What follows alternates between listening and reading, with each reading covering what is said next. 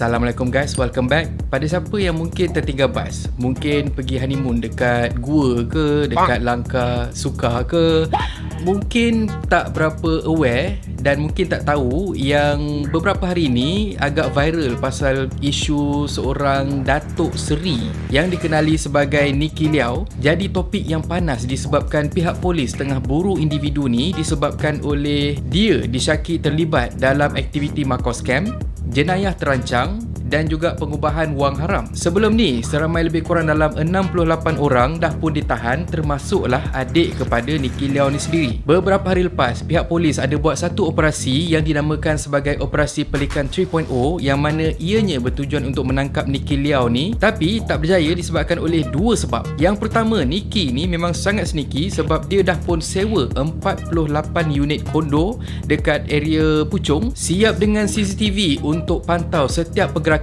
yang berlaku dekat area kondo tu. Jadi, sewaktu serbuan, Nicky dipercayai dapat melarikan diri melalui laluan tersembunyi yang ada dekat sekitar kondo tu. Dan menurut saksi, Nicky melarikan diri dengan membawa beberapa buah beg yang mana dekat dalam tu dipercayai berisi jutaan ringgit. Dan yang kedua, menurut Ketua Polis Negara, setakat ni seramai 34 anggota penguatkuasa pelbagai agensi dipercayai terlibat menjadi tali barut kepada Nicky ni dan telah membocorkan rahsia mengenai operasi yang bakal dilakukan oleh anggota polis. Dah macam dekat Mexico dengan Colombia ni, serius. Dalam masa yang sama, walaupun pihak polis percaya yang Nicky ni masih berada di sekitar Lembah Kelang, tapi mereka turut tidak menolak kemungkinan yang mungkin Nicky ni ada plan ataupun sedang berusaha untuk lari ke luar negara mengikut laluan tikus. Apapun, polis dah pun senaraikan Nicky Liao dalam senarai wanted di semua lokasi termasuk pos-pos yang berada di sekitar sepadan. Tapi itulah Tan Sri, mungkin Tan Sri tak terkejut kan kalau kata Nicky ni dah pun terlepas ke Australia. Yalah, sedangkan pasangan yang baru kahwin pun lepas naik kabel car atas urusan kerja. On serious note, korang fikir sedih sedangkan pegawai lain pun boleh dapat suapan. Ini kan pula mereka yang menjaga sempadan. Paling duit buta mata tu.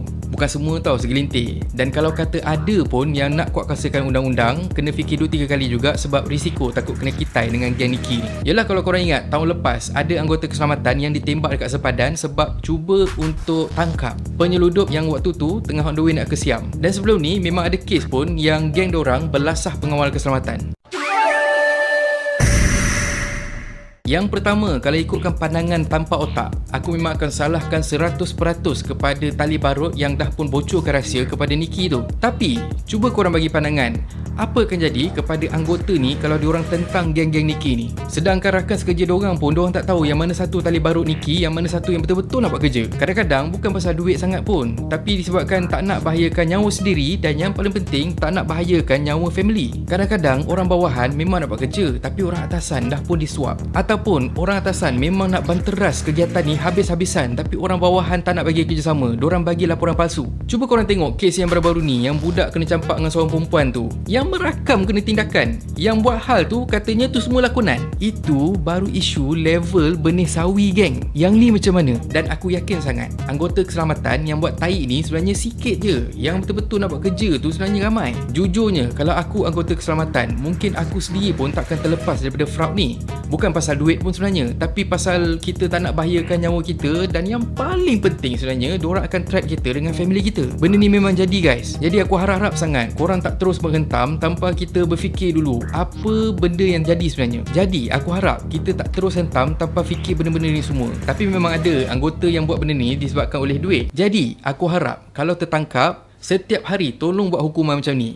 Tangan macam ni, lepas tu sumbat lubang belakang, baru diorang tahu betapa seksa dan pedihnya kesalahan jadi anggota pintu belakang mendedahkan rahsia kerajaan kepada penyenayah. Anyway, pihak Interpol dah pun maklumkan yang mereka sedia bekerjasama dengan pihak polis Malaysia untuk mencari Nicky Liao ni. Dan akhir kata pepantun, jangan lari ikut pintu, lari ikut baju biru. Macam mana nak maju? Ramai lagi perangai hantu.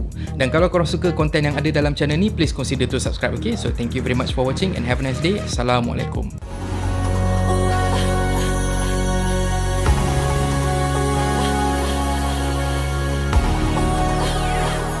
Barang yang mahal sini, bang.